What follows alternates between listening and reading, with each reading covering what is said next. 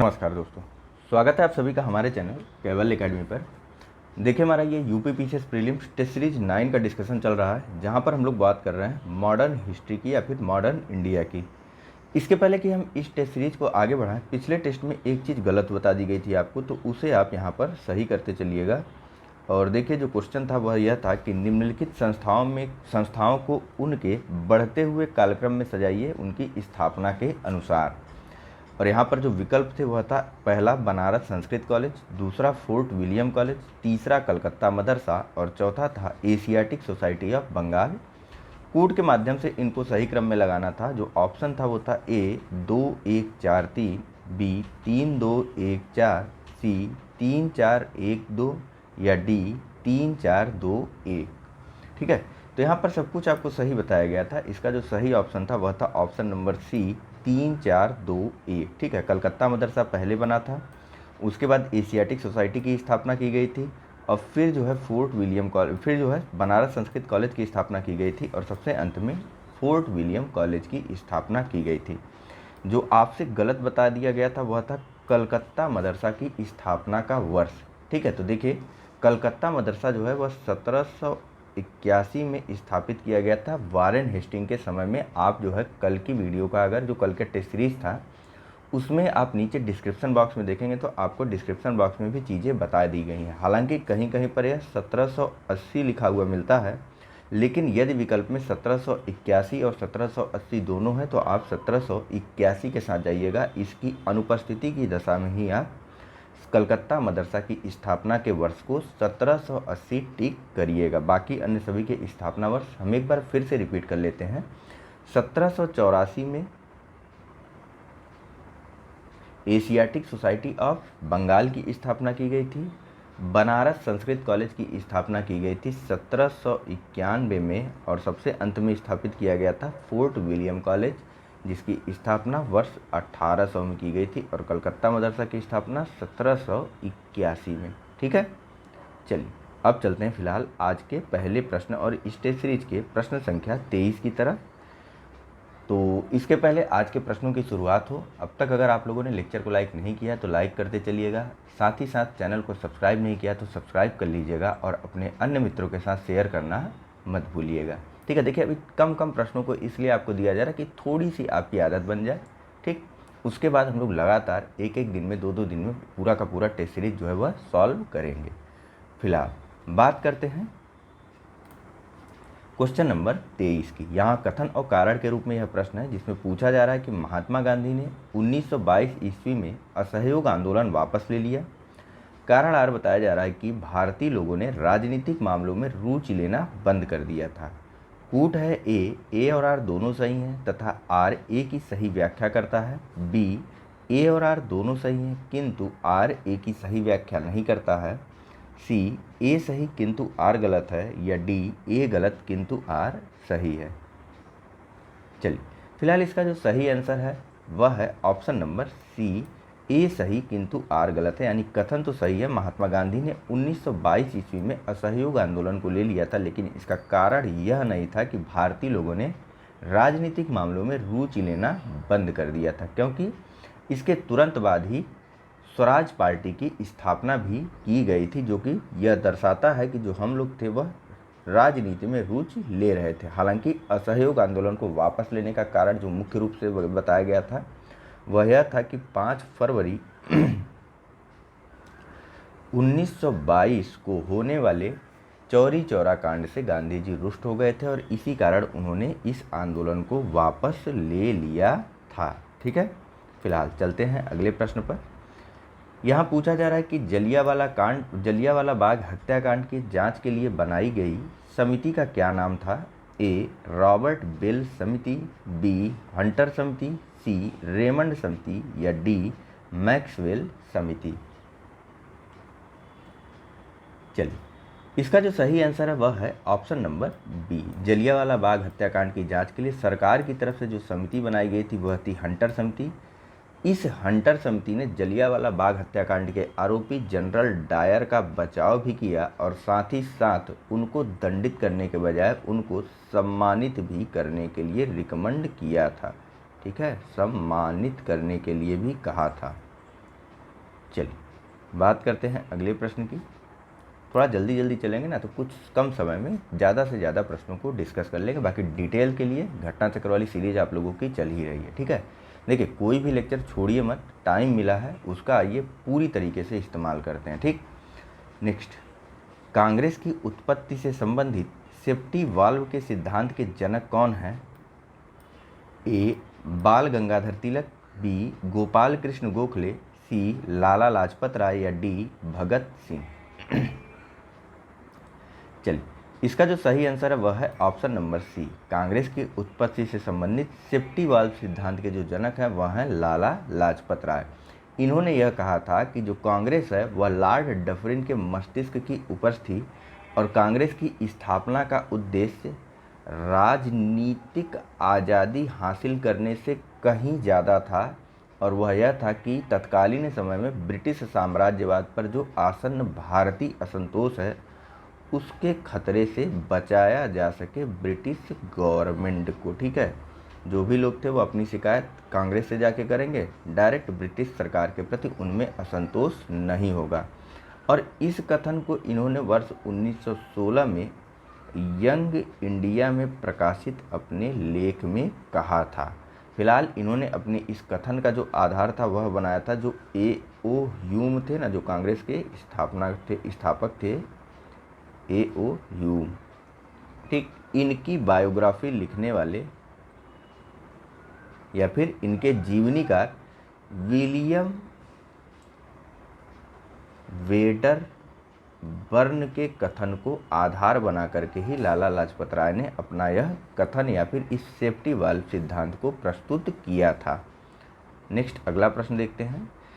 यहाँ पूछा जा रहा है कि ब्रिटिश सरकार द्वारा स्वराजियों की मांग पर 1919 ईस्वी के एक्ट की कमजोरियों की जांच तथा उसके निदान के लिए गठित अलेक्जेंडर मूडी मैन समिति में निम्नलिखित में से कौन भारतीय शामिल था?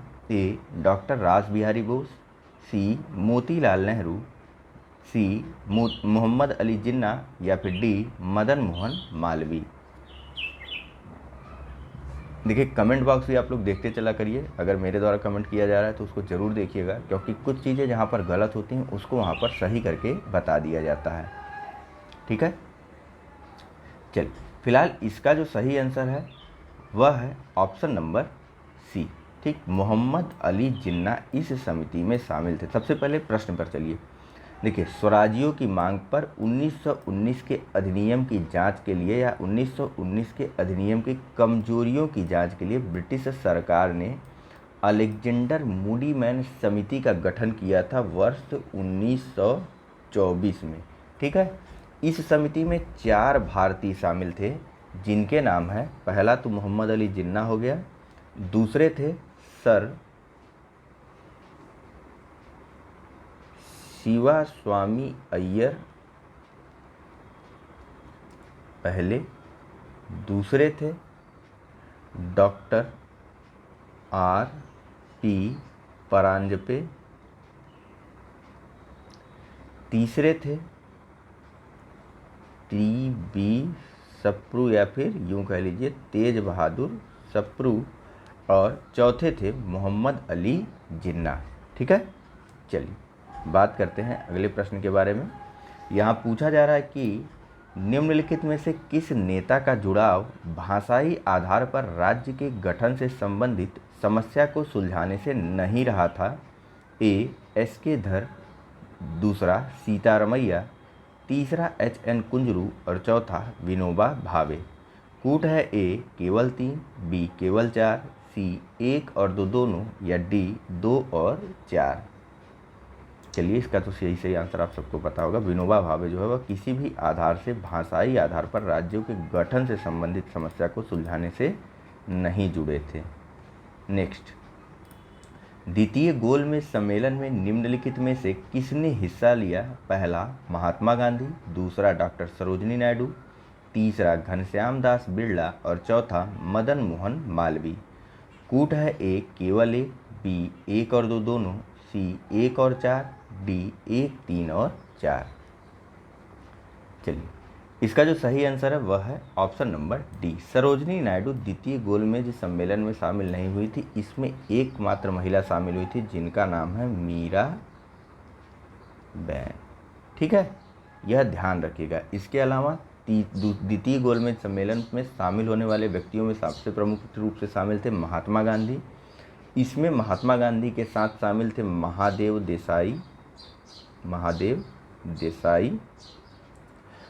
देसाई के अलावा देवदास गांधी, जो गांधी जी के बेटे थे। ठीक, देवदास गांधी के अलावा घनश्याम दास या जीडी बिरला, उसके अलावा मदन मोहन मालवीय और मीरा बहन। गांधी जी किस जहाज़ से गए थे? राजपुताना जहाज़ से। तो सबको एक बार फिर से देख लीजिए। देखिए, द्वितीय गोलमेज सम्मेलन में हिस्सा लेने के लिए महात्मा गांधी जी राजपुताना नामक जहाज़ से रवाना होते हैं, जिसमें इनके साथ महादेव देसाई थे, मदन मोहन मालवीय थे, घनश्याम देवदास गांधी थे और घनश्याम दास बिरला थे, और साथ ही साथ मीरा बहन भी शामिल थी। अगला प्रश्न देखते हैं। पेन थोड़ी दूसरी ले लें क्या? बहुत लाइट लग रही है ना, मतलब सही से मैच नहीं हो रहा है। ब्लैक ही ले लेते हैं।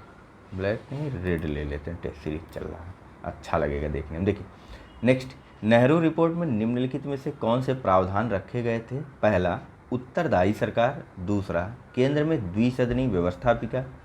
तीसरा, संयुक्त निर्वाचन। और चौथा, मौलिक अधिकार। कूट है ए 1 और 2, बी 1 2 और 3, सी 1 2 और 4, डी 1 2 3 और 4। चलिए, इसका जो सही आंसर है वह है ऑप्शन नंबर डी। ठीक है, नेहरू रिपोर्ट में यह सारे प्रावधानों को रखा गया था। एक उत्तरदायी सरकार बनाने की बात की गई थी नेहरू रिपोर्ट में। कब आई थी? नेहरू रिपोर्ट 1928 में पेश की गई थी, और इसके जो प्रमुख प्रावधान थे उनमें शामिल थे केंद्रीय व्यवस्थापिका जो है वह द्विसदनात्मक होनी चाहिए, मंत्रिमंडल जो है वह केंद्रीय व्यवस्थापिका के प्रति उत्तरदायी होनी चाहिए, सांप्रदायिक निर्वाचन का अंत करते हुए उसके स्थान पर संयुक्त निर्वाचन का प्रावधान करना चाहिए, और साथ ही साथ इसमें मौलिक अधिकारों का भी प्रावधान या उल्लेख किया गया था। ठीक है, नेक्स्ट, यहाँ पूछा जा रहा है कि निम्नलिखित घटनाओं का सही कालानुक्रम नीचे दिए गए कूट की सहायता से विनिर्दिष्ट कीजिए। पहला, गांधी इरविन समझौता। दूसरा, कैबिनेट मिशन। तीसरा, साइमन कमीशन। और चौथा, पूना पैक्ट। कूट है ए 3-1-4-2, बी 3-2-4-1, सी 1-2-4-3 या डी 1-2-3-4। चलिए, इसका जो सही आंसर है वह है ऑप्शन नंबर ए 3-1-4-2। ठीक है, कैसे? तो आइए देखते हैं। सबसे पहले साइमन कमीशन आता है कब? वर्ष 1927 में। उसके बाद गांधी इरविन के मध्य समझौता होता है 5 मार्च 1931 को। ठीक, उसके बाद जो है कौन सा चीज़ होता है बताइए? उसके बाद यहाँ पर देखते चलिए ना, 3-1-4। उसके बाद होगा पूना पैक्ट। पूना पैक्ट कब हुआ था? 24 सितंबर 1932। ठीक, इसके बाद क्या होता है? इसके बाद सबसे अंत में होता है, बताइए, कैबिनेट मिशन। कब आया था कैबिनेट मिशन? कैबिनेट मिशन आया था 1946 में। फिर से सभी चीज़ों को एक बार समराइज करें तो देखिए, सबसे पहले हुआ था साइमन कमीशन में आया था 1927 में। उसके बाद गांधी इरविन का समझौता हुआ 5 मार्च 1931 को। फिर पूना समझौता हुआ 24 सितंबर 1932 को, और उसके बाद कैबिनेट मिशन आता है सबसे अंत में 1946 में। चलिए बात करते हैं अगले प्रश्न की। यहाँ पूछा जा रहा है कि भारत छोड़ो आंदोलन के नेताओं को गिरफ्तार करने हेतु ब्रिटिश सरकार द्वारा चलाया गया अभियान था। A, operation रेंडरपेस्ट।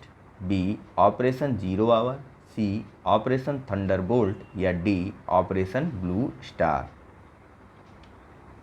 चलिए, इसका जो सही आंसर है वह है ऑप्शन नंबर बी। भारत छोड़ो आंदोलन के नेताओं को गिरफ्तार करने के लिए ब्रिटिश सरकार द्वारा जो है ऑपरेशन जीरो आवर चलाया गया था, जिसके तहत रातों रात कांग्रेस के सभी बड़े नेताओं को गिरफ्तार कर लिया गया था। ठीक है, हालांकि कुछ कलाकार भी थे जो जेल से जुगट लगा करके भाग भी गए थे। चलिए वहाँ घटना चक्र के डिस्कस करेंगे इन सब के बारे में। यहाँ देखिए, निम्नलिखित फिलहाल यहाँ पर यह ध्यान रखिए कि जो अंग्रेजी सरकार थी उसने भारत छोड़ो आंदोलन में कांग्रेसी नेताओं को ऑपरेशन जीरो आवर के तहत गिरफ्तार कर लिया था।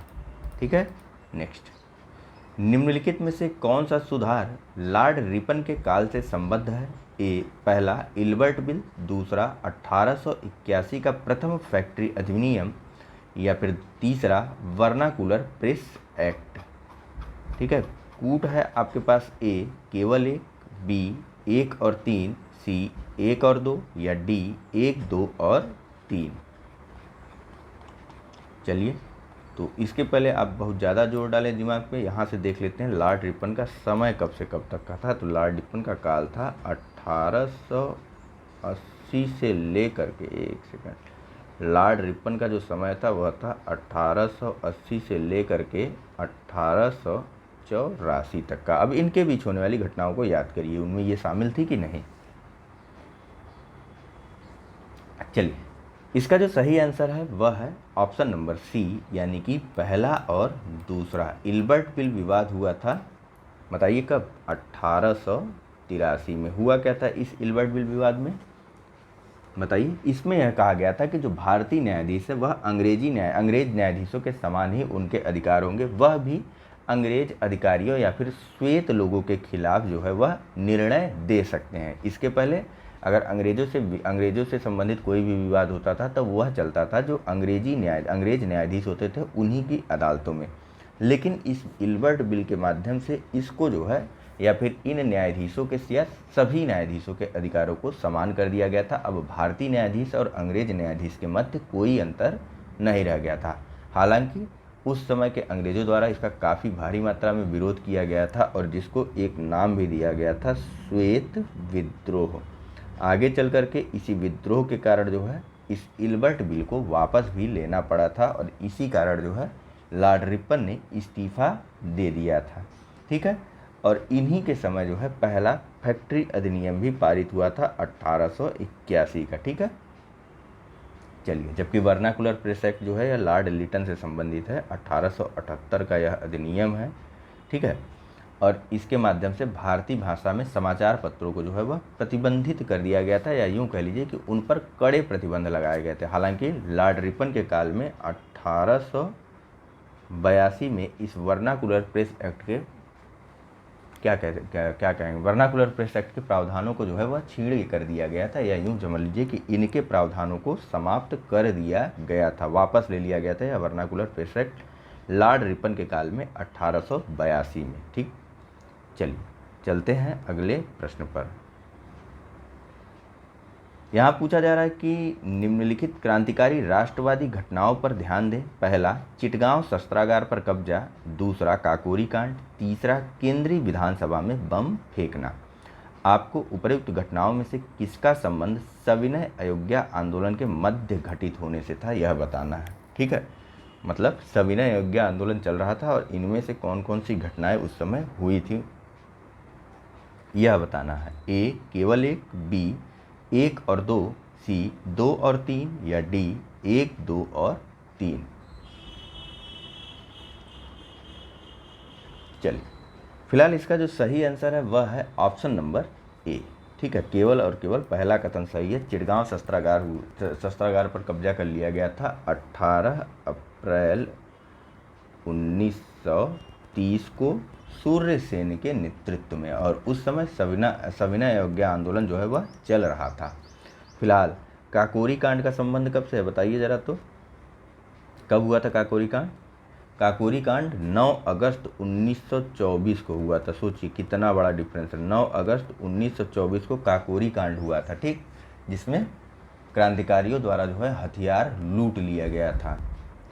और केंद्रीय विधानसभा में बम फेंका गया केंद्रीय विधानसभा में कब बम फेंका गया था?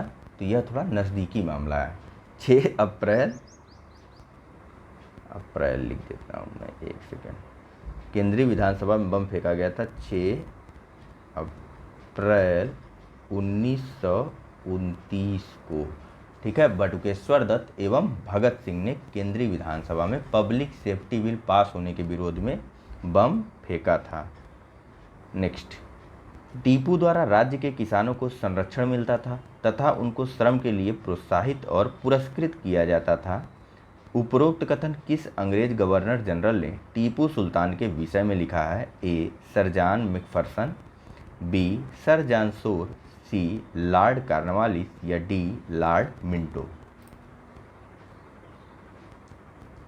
चलिए, इसका जो सही आंसर है वह है ऑप्शन नंबर बी। यह कथन सर जॉन शोर का था कि टीपू द्वारा राज्य के किसानों को संरक्षण प्रदान किया जाता था, उनको श्रम के लिए प्रोत्साहित और पुरस्कृत भी किया जाता था।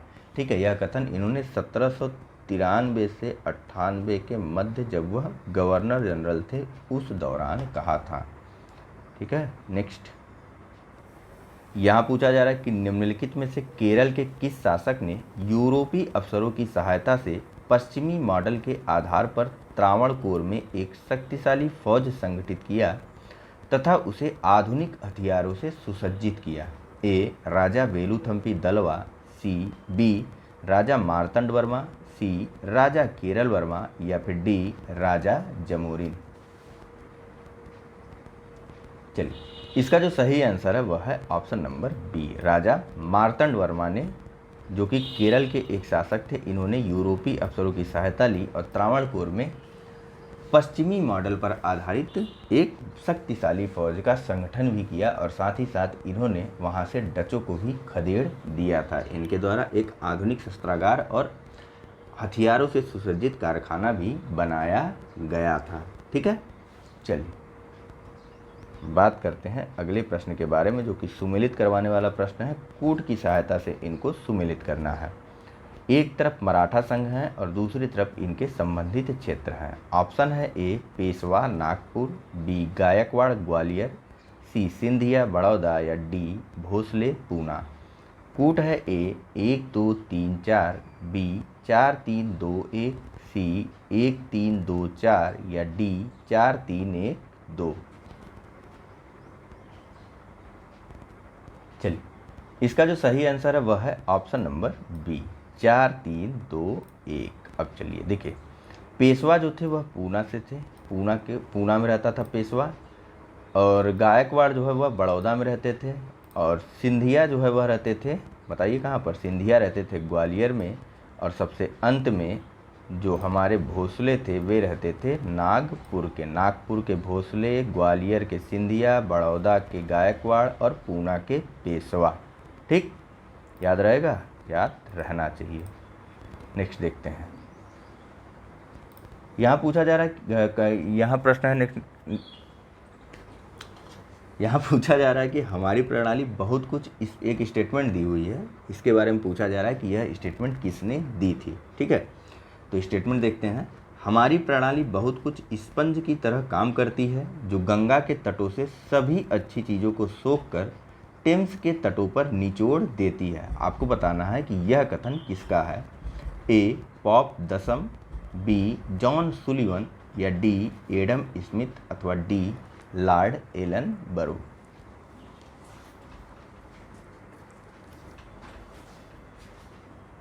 चलिए, इसका जो सही आंसर है वह है option number B, John Sullivan, जो कि मद्रास बोर्ड ऑफ रेवेन्यू के अध्यक्ष थे।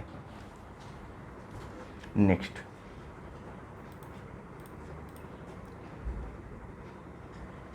अठारह में प्रकाशित प्रीसेप्ट ऑफ जीसस नामक पुस्तक के लेखक हैं? A. Henry Vivian Derozio, B. Raja Ram Mohan Roy, C. Kashi Prasad Ghosh या डी. ईश्वरचंद विद्यासागर।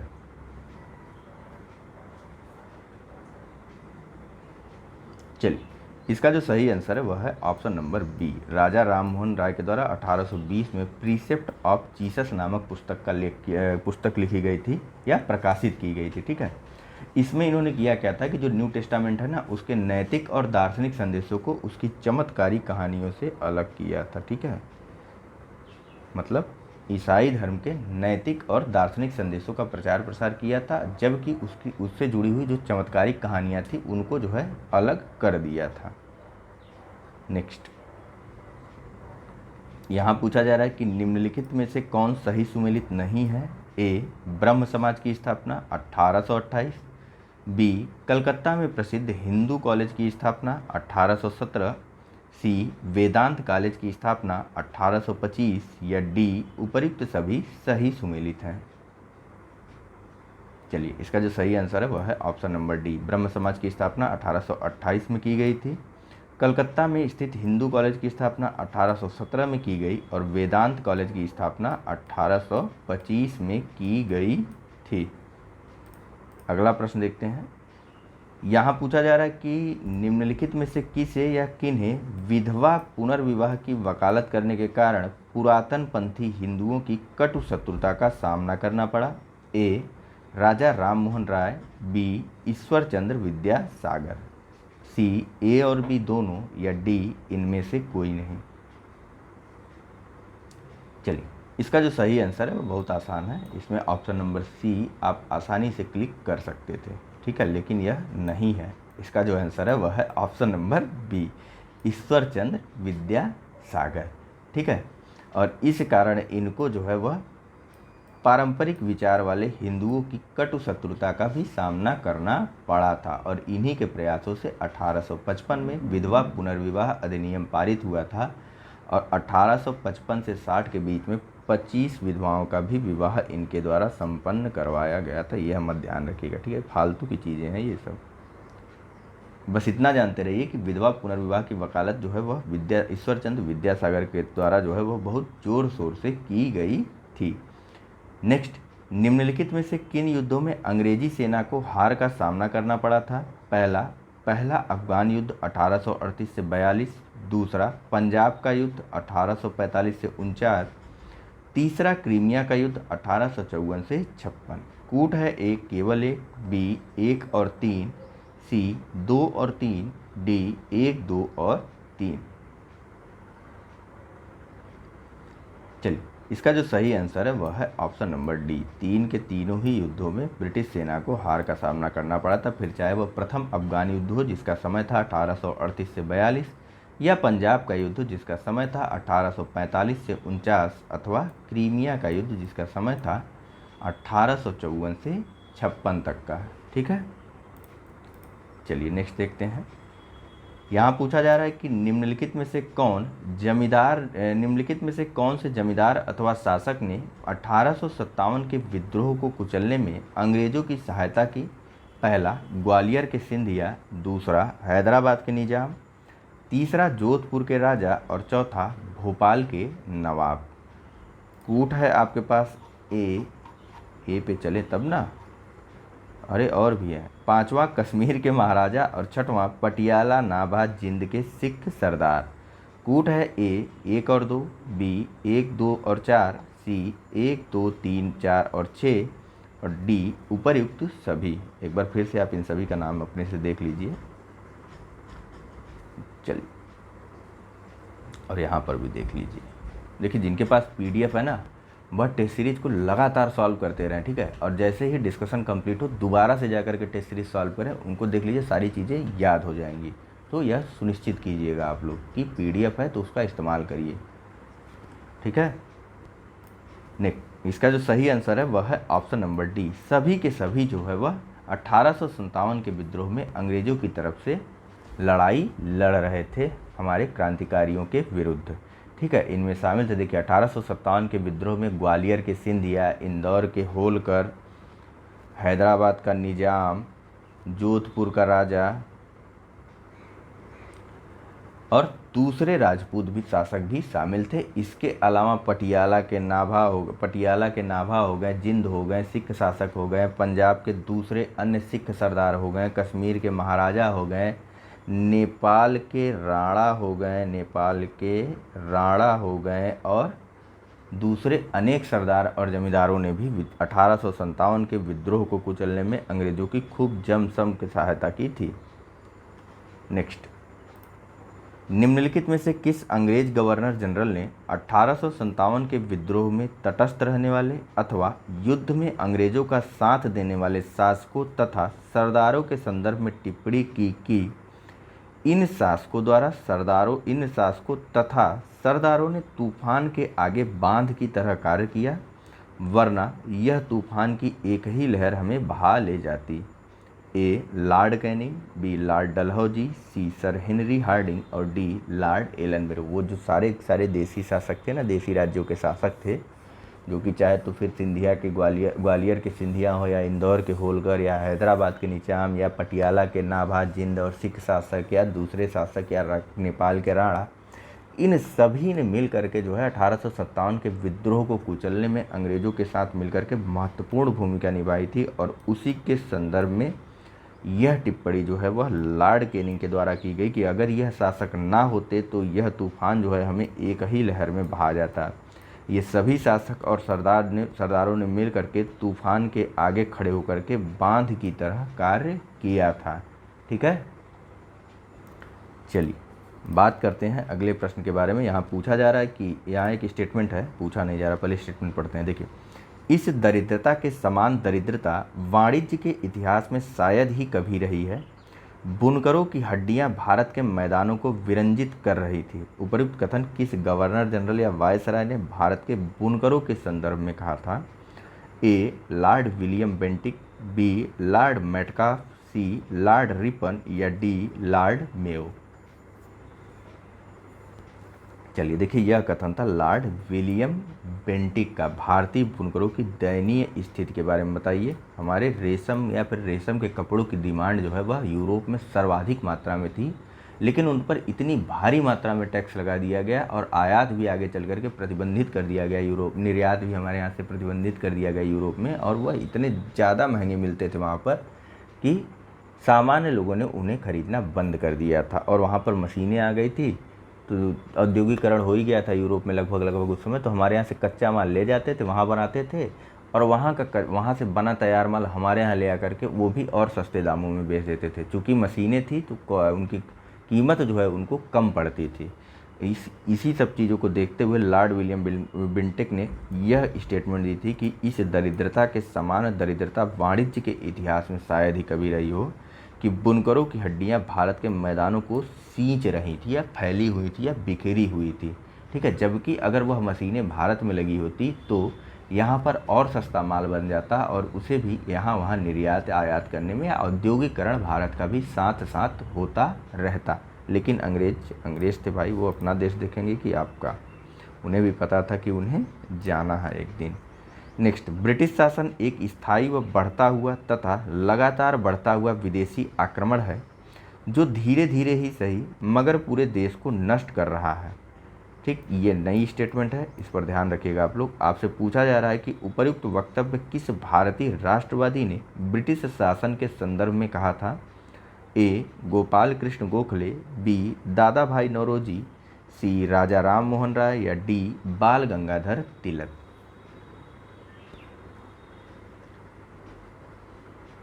चलिए, इसका जो सही आंसर है वह है ऑप्शन नंबर बी, दादा भाई नौरोजी। वह ऊपर का जो स्टेटमेंट था और यह जो स्टेटमेंट था, दोनों को मिला करके पढ़ेंगे तो देखेंगे कि उस समय के जो भारतीय विद्वान थे वह इन सब चीज़ों को समझ भी रहे थे और जान भी रहे थे, और उनके द्वारा समय समय पर सारी चीज़ों को बताया भी जाता था। लेकिन चूँकि विद्वानों को सदैव जो है वह मूर्ख समझा जाता है, और यही कारण है कि हमारी जो है निरंतर पतन की स्थिति बनी रही थी। ठीक है, तो इन्होंने कहा था कि ब्रिटिश शासन जो है वह एक स्थायी और बढ़ता हुआ और लगातार बढ़ता हुआ विदेशी आक्रमण है, जो धीरे धीरे ही सही मगर पूरे देश को नष्ट कर रहा है।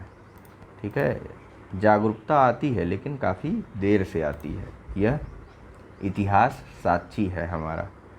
नेक्स्ट, निम्नलिखित में से कौन सा युग्म सही सुमेलित नहीं है? ए पूना सार्वजनिक सभा की स्थापना, justice Ranade, B Indian association की स्थापना, सुरेंद्रनाथ तथा आनंद मोहन बोस, सी मद्रास महाजन सभा की स्थापना, बदरुद्दीन तैयब जी और के.टी. तैलंग या डी उपर्युक्त सभी सही सुमेलित हैं। चलिए, इसका जो सही आंसर है वह है ऑप्शन नंबर सी, मद्रास महाजन सभा की स्थापना जो है वह बदरुद्दीन तैयब जी और के.टी. तिलंग के द्वारा नहीं की गई थी। ठीक है, बदरुद्दीन तैयब जी, के.टी. तिलंग और फिरोज शाह मेहता ने मिल करके बॉम्बे प्रेसिडेंसी की स्थापना की थी। किसकी? बॉम्बे प्रेसिडेंसी। किसने? तो बदरुद्दीन तैयब जी और के.टी. तिलंग, और एक अन्य नाम आता है फिरोज शाह मेहता का, ठीक है। जबकि मद्रास महाजन सभा की स्थापना की गई थी एम वीर राघवाचारी के द्वारा, ठीक है। कैसे लिखूं, एम वीर राघवाचारी। दरअसल कई चीज़ें मेरे पास, कई हार्डवेयर भी नहीं है, ठीक है। इस वजह से आप लोगों के लिए पेड ग्रुप चलाया जा रहा है, धीरे धीरे सारी चीज़ें ले लिया जाए। तो क्या कर सकते हैं, धीरे धीरे जैसे जैसे चीज़ें होंगी वैसे वैसे हम लोग और बेहतर करेंगे, ठीक है। चलिए, तो एम वीर राघवाचारी, जी सुब्रमण्यम और जी सुब्रमण्यम अय्यर पूरा नाम था इनका, ठीक है। जी सुब्रमण्यम अय्यर और आनंद चार्लू, आनंद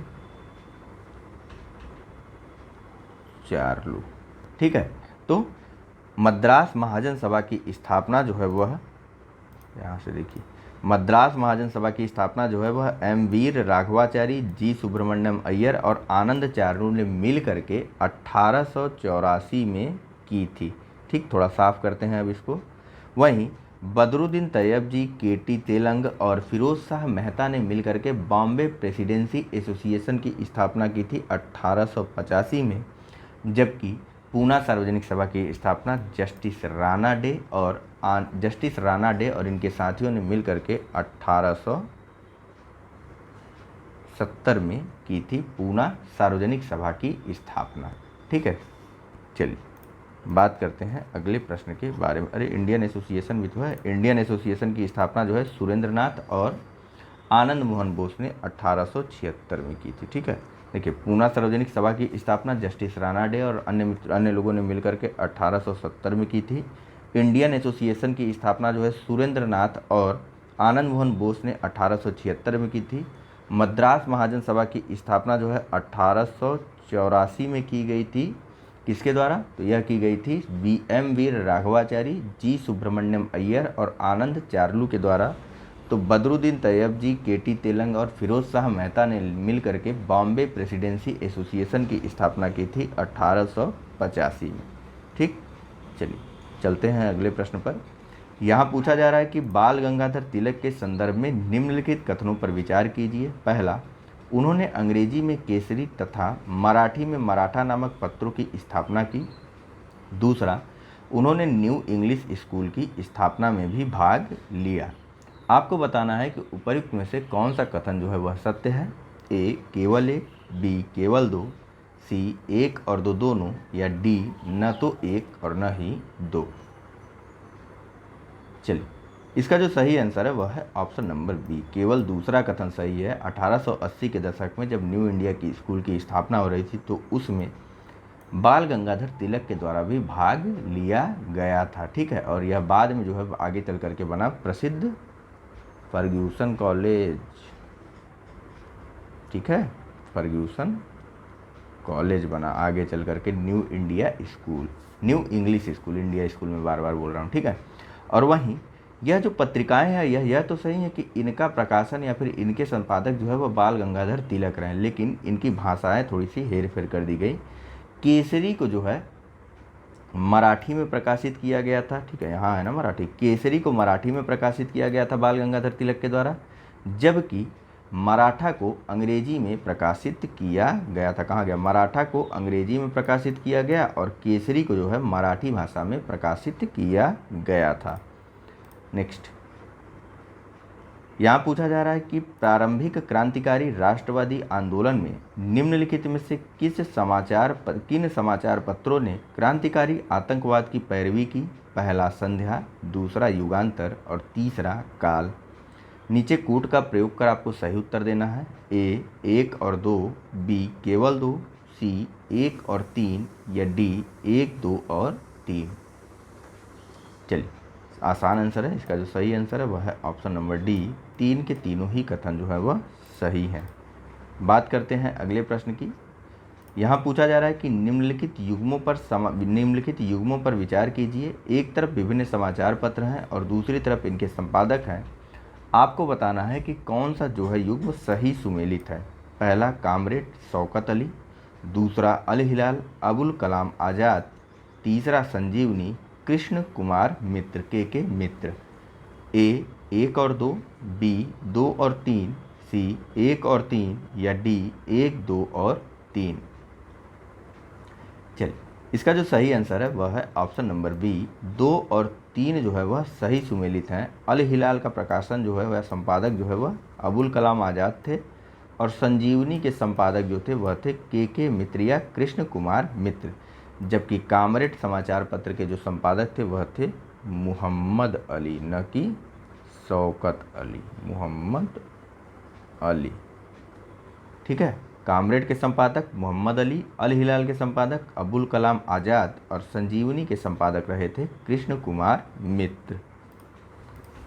अगला प्रश्न देखते हैं। यहाँ पूछा जा रहा है कि पूना समझौता कब हुआ? ए 1932, बी 1927, सी 1955 या डी 1936।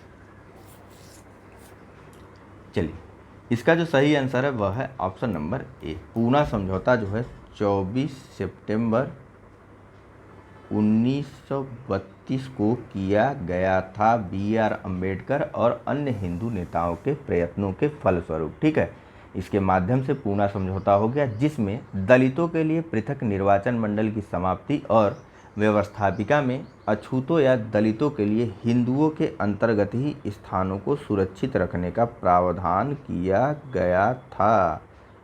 ठीक है, चलिए फिलहाल इस लेक्चर में यहीं तक करते हैं, फिर आगे बात करेंगे हम लोग नेक्स्ट लेक्चर में क्वेश्चन नंबर 51 और इसके आगे। थोड़ा धीरे धीरे चलते हैं, जैसे जैसे चीज़ें जो हैं आपके समझ में आने लगेंगी और आप लोग लगातार पूरा का पूरा लेक्चर देखने लगेंगे, वैसे वैसे चीज़ें जो हैं वह बढ़ती चली जाएंगी। हम लोग कुल मिला करके, अगर आप लोगों का साथ रहा, आप लोगों का सपोर्ट रहा, तो 50, 60, 70 टेस्ट सीरीज जो है वह आसानी से सॉल्व करेंगे, लेकिन बिना आपके साथ के यह चीज़ें संभव नहीं है। ठीक, तो लाइक करते चलिएगा, मोटिवेट करते चलिएगा। चलिए फिलहाल धन्यवाद।